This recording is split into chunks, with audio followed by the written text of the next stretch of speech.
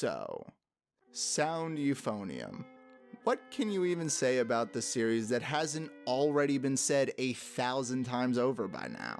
Gallons upon gallons of ink have been spilled in shining praise of sound euphonium, from its story to its characters, down to its very portrayal of passion, growth, and understanding. Kyoto Animation has woven similar stories before and since, but I think that sound euphonium resonates with me especially because of how simply yet elegantly it presents its character situations. When Kimiko picks up the euphonium again after initial reluctance, when Reina keeps pushing herself to the point of emotional outburst, even when Hazuki sits down to practice with everyone. I love all these little moments because they remind me of how so much of life is spent pushing forward and really learning to love what you do. But what I love most of all is how layered Yufo's character dynamics are, because they craft relationships that just feel authentic. It's the show's greatest strength, and it wildly succeeds in bringing out the idea of having to improve yourself through understanding others. The conflict between the self and the other makes up the crux of Yufo's drama,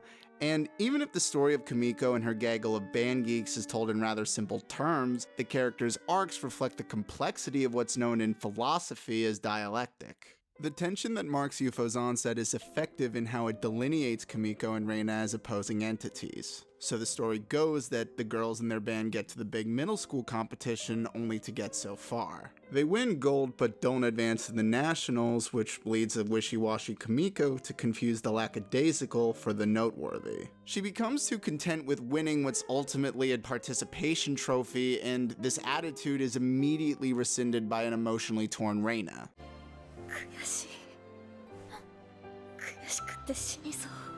This is exactly how the dialectic makes its way into Yufo. In order for dialectic to occur, there must be two entities. The thesis, the original concept that sees things as they are, and the antithesis, the opposing concept that doesn't see things as they are, often barging in to negate things. As our main character, Kimiko here stands for the thesis, someone who sees and is fine with things for what they simply are. Reina's heart-wrenching retort comes in to negate Kimiko's opinion and establishes her as the antithesis. When Kimiko is shanghaied back in a band a year later, she is once again forced to confront Reina, who re-enters Kimiko's life like a brutal intrusion. The scene's delicate use of slow motion and exaggerated sound effects serve to distort Kimiko's world for a moment, just as expected from an antithetical entity. Towards the end of Yufo's second episode, fellow bandmate Aoi tries to console a worried Kimiko, and even goes as far as to say, きっとそうするしかないんだよ。みんななんとなく本音を見せないようにしながら、一番問題のない方向を探ってまとまっていく。学校も水部も先生も生徒も。どうして？そうしないとぶつかっちゃうからだよ。ぶつかってみんな傷ついちゃう。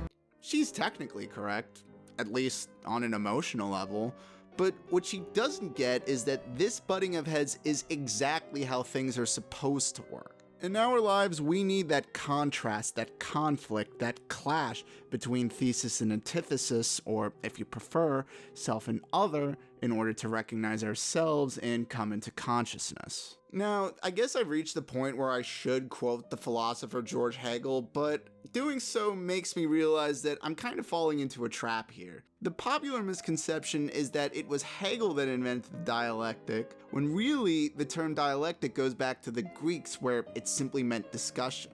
The idea of thesis, antithesis, and all that other stuff was actually thought up by Fichte as a part of a response to Kant's critique of pure reason. And even though Hegel would become inspired as well as critical towards Fichte's idea of dialectic and its so-called spurious infinities, the man barely used the term itself in the phenomenology of spirit. Still in all, it's important to think of Hegel in dialectical terms, especially when talking about his most well-known concept, that of master and slave. The master-slave theory can, at least for argument's sake, be seen as Hegel's update on the original dialectic, suggesting that the conflict between master and slave is similar to that between thesis and antithesis. The master is a consciousness that exists for itself, that exists on its own account, which has mediated itself through another consciousness, i.e. the slave. The slave is then made a loyal subject by the master through labor and work, but at the same time at odds with the master, since the master is what the slave needs to achieve recognition. The conflict of interest results in a clash for recognition that, for Hegel,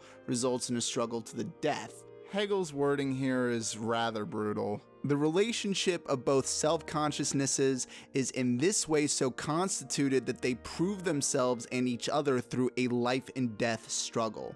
They must enter into the struggle, for they must bring their certainty of themselves, the certainty of being for themselves, to the level of objective truth, and make this a fact both in the case of the other and in their own case as well. And it is solely by risking life that freedom is obtained. Obviously, Eupho's characters don't go through things in the same violent, bloody terms that Hegel set forth. However, there are still some elements of Hegel's master-slave theory at play here. Here in Eupho, the master acts not as a particular person, but as the competition itself and what it represents to its contenders. It is exactly this competition that ignites its participants' struggle for recognition and the very reason they labor, practice, even bleed over their instruments all day. In Eupho's first season, nobody embodies the Hegelian slave more than Reina, as the labor and work demanded by the competition cause her to get caught in a web of her own struggle. She's brash, over-emotional, and in the very beginning, gripped with the very fear of death Hegel said the master has hold on the slave. This Hegelian fear of death continues to loom throughout Eupho's first season. In the series' fourth episode, when Kimiko confronts Reina at the back of the school, Kimiko gets anxious and fears that Reina's about to kill her. Many episodes later, and Reina goes as far as to threaten to kill Kimiko should Kimiko ever leave her side. In a metaphorical sense, Reina's struggle for recognition as the Hegelian slave extends itself to a desire to kill Kimiko's old self by pushing her to become better. But see, that's the catch. You can't get better just on your own. Yourself will always need that other to go to the end with, but it doesn't always have to involve one entity disposing another. They can work together to come up with something bigger than themselves, which is where we get to the ultimate endpoint between thesis and antithesis, synthesis, the very thing that will give way to self-consciousness. Even though the relationship starts on shaky territory, Kimiko does everything she can to understand Reina more. And over time, Reina becomes less hostile towards Kimiko and begins to accept her. She even forgives Kimiko after Kimiko accidentally puts down her playing style in episode 5. The way Reina beams with positivity after Kimiko's awkward slip is illuminating and signals them heading towards synthesis. A few episodes later, the two of them reach a serious understanding of one another through playing music together on top of a hill. This is all the perfect setup that leads to the big climax of season 1.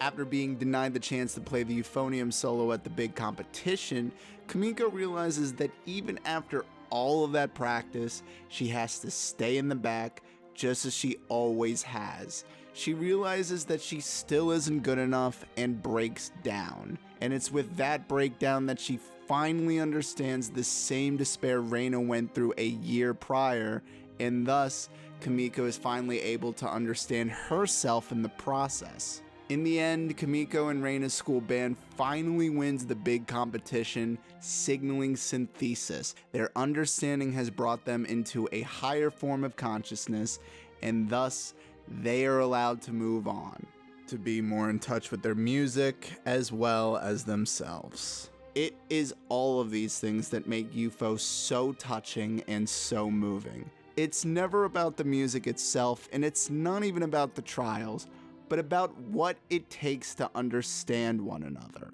Through its rich characters and usage of dialectic, Eupho makes real the struggle we all face in understanding what makes us who we are. All of the joys, sorrows, failures, and triumphs are on full, shimmering display here, vibrant and full of life. Its message is simple, yet something that can never be overstated. That in this world, the only thing we have is ourselves and each other. And without them, we have nothing.